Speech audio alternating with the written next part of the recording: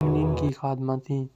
سیدہ ام سلمہ کو بھی ان سے غیر ضروری محبت نسائی تھی اور ان کی والدہ سیدہ خیرہ بھی سو جان سے ام المومنین کی خدمت کیا کرتی تھیں۔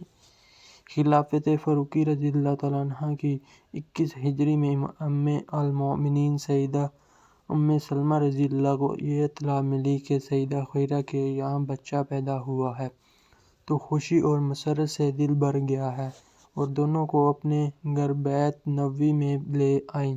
خوبصورت موتی کی طرح صاف و شفاف بڑی بڑی آنکھیں، کشادہ پیشانی، لب و نازک و باریک رنگ، گلابی پرکشش چہرہ، بچے کا حسن و جمال دیکھ کر باغ باغ ہو گئیں۔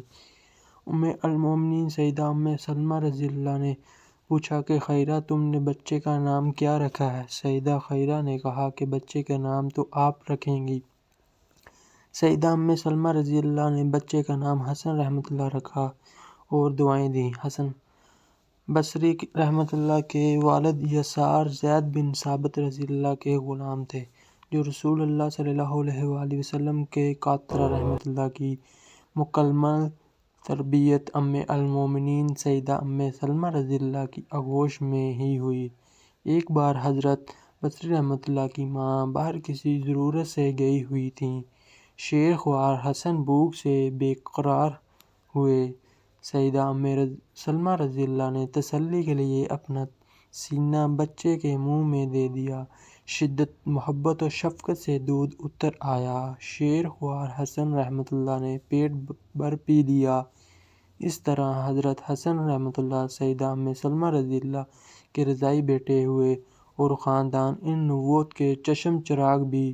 اہل علم لکھتے ہیں کہ سیدہ ام سلمہ رضی اللہ کا یہ دودھ علم و فہم کی شکل میں ظاہر ہوا اور مستقبل حضرت حسن بصری رحمۃ اللہ سید التابعین کے لقب سے یاد کیے جاتے ہیں۔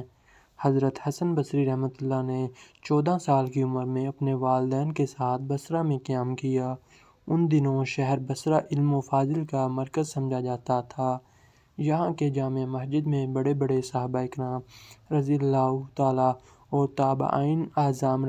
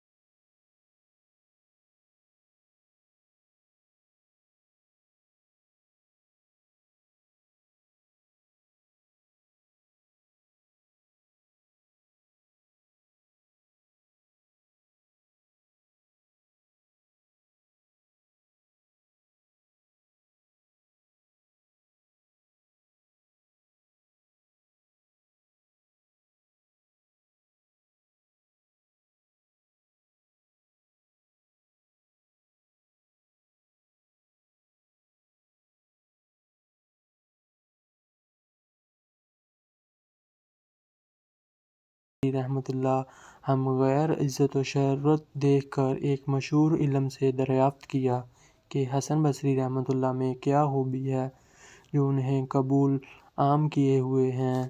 خالد بن صفوان رحمۃ اللہ جو آپ کے پڑوسی تھے کہنے لگے کہ حسن بصری رحمۃ اللہ کا باطن ان کے ظاہر کی طرح روشن ہے، ان کا قول و علم یکساں ہے، وہ کسی نیک بات کی تلقین کرتے ہیں تو خود ان کا علم لوگوں سے زیادہ مستحق ہوتا ہے اور جب وہ کسی برائی سے روکتے ہیں تو خود اس برائی سے دیگر لوگوں سے دور ہوتے ہیں۔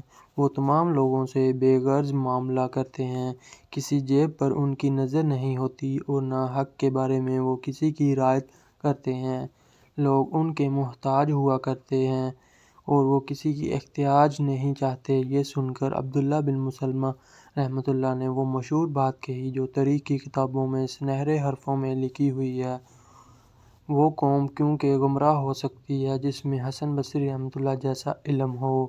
علامہ ابن سعید رحمۃ اللہ لکھتے ہیں کہ حضرت حسن بصری رحمۃ اللہ جامع کمالات سے حامل نہ تھے، امتیاز نہ تھے، ان کا حقیقی مجاز و ذوق وہ علوم تھے وہ جو قلب و روح سے تعلق رکھتے تھے جس کو بعد میں علم و تصوف کا نام دیا گیا۔ یہ اس علم کے یعنی علم تصوف کے سرچشمہ فخر شمار کیے جاتے تھے۔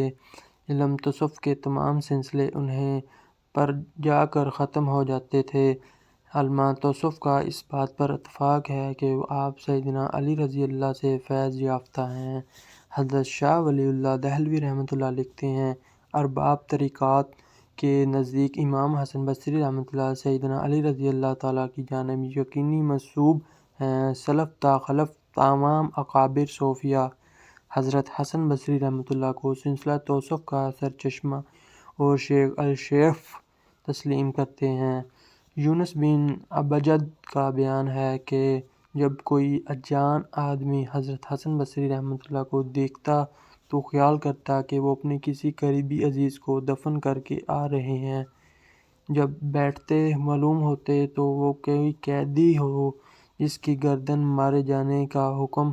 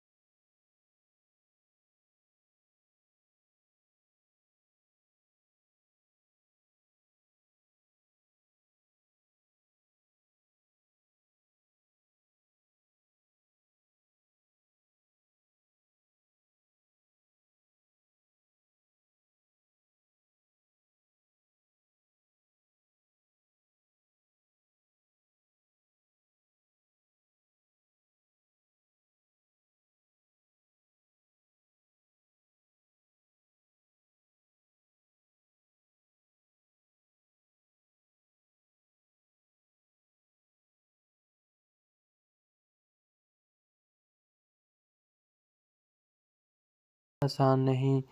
فقیہ وہ انسان ہے جو دنیا سے کنارہ کش ہو، دین میں بصیرت رکھتا ہو، اللہ عز و جل کی عبادت پر مداومت پر رکھتا ہو۔ دنیا اور آخرت کی مثال مشرق اور مغرب کی طرح ہے۔ تم جس سمت کے قریب ہوگے دوسری سمت اس قدر دور ہو جائے گی۔ اب تم خود فیصلہ کرو کہ کس سمت کے قریب ہونا چاہیے۔ بعض خاصان خدا کو دنیا چھوڑنے سے پہلے کچھ ارشادات مل جاتے اور وہ یقین کر لیتے کہ وہ وقت آ گیا ہے۔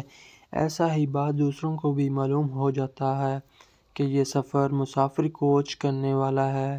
یہ شخص کو عالم رویا میں امام حسن بصری رحمۃ اللہ کی وفات کا اشارہ مل چکا تھا۔